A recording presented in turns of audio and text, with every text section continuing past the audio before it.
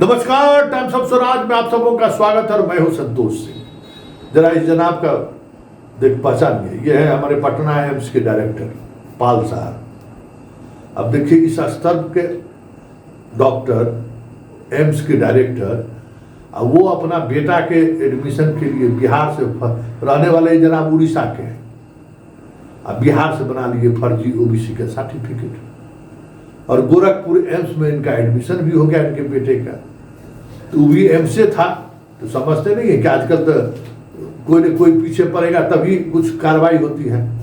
वहाँ के कोई प्रोफेसर साहब कंप्लेन कर दिए एम्स दिल्ली को, तो एम्स दिल्ली के माध्यम से ही सारे एम्स गवर्न किया जाता है, या एम्स नीट का जो अपना जैसे भी हो एडमिशन होता है, तो हो गया, इनके खिलाफ कंप्लेन हो गया है। आज उस डीएम पटना इसकी जांच शुरू की, जांच शुरू किए तो इनके पुत्र महोदय जो है अपना पता जो है अस्थाई पता एम्स का दे दिए और उसी के आधार पर कास्ट सर्टिफिकेट बन गया है।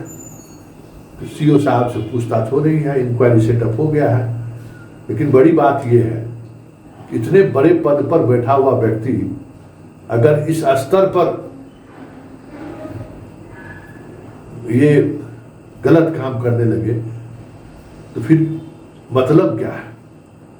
इसका मतलब है कि इस व्यक्ति को इस ऊंचाई पर पहुंचने के दरमियान इस तरीके का अनुभव हुआ होगा, गलत करो यहाँ कुछ होने वाला नहीं है, जहां जैसे भी लाभ उठाना है उठाते चलो, यही अनुभव हुआ होगा ना।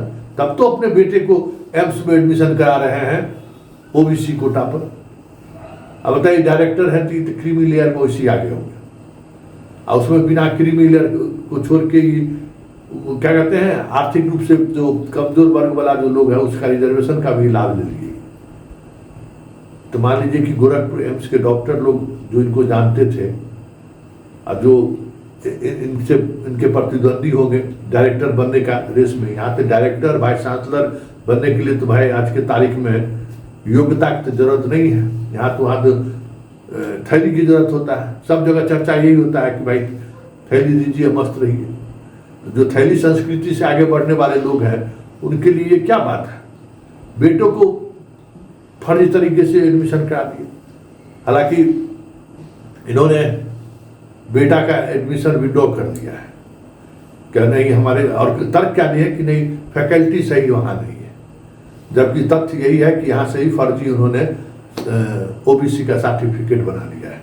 अब देखना यह है कि पटना डीएम ने जो जांच का आदेश दिया है या खुद जांच कर रहे हैं, उनके रिपोर्ट का आधार क्या होता है, क्योंकि वो आधार डायरेक्टर महोदय को परेशानी में डाल सकता है। उससे परेशानी आजकल क्या होगा, डायरेक्टर है, कुछ माल को और जाकर पहुंचाना होगा, झोला का साइज थोड़ा बढ़ा देना होगा, वजन बढ़ा देना होगा, आज तो बस फिर सुकून से रहिएगा।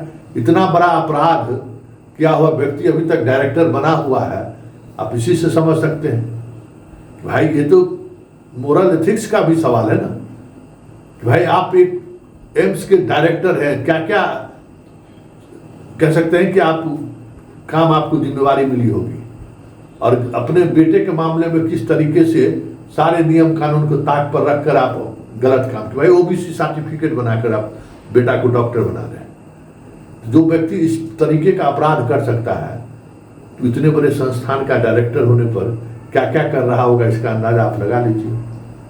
यही मोदी जी का जीरो टॉलरेंस है, जिसको आप कहते हैं ना जीरो टॉलरेंस, यही इनका भ्रष्टाचार का जीरो टॉलरेंस।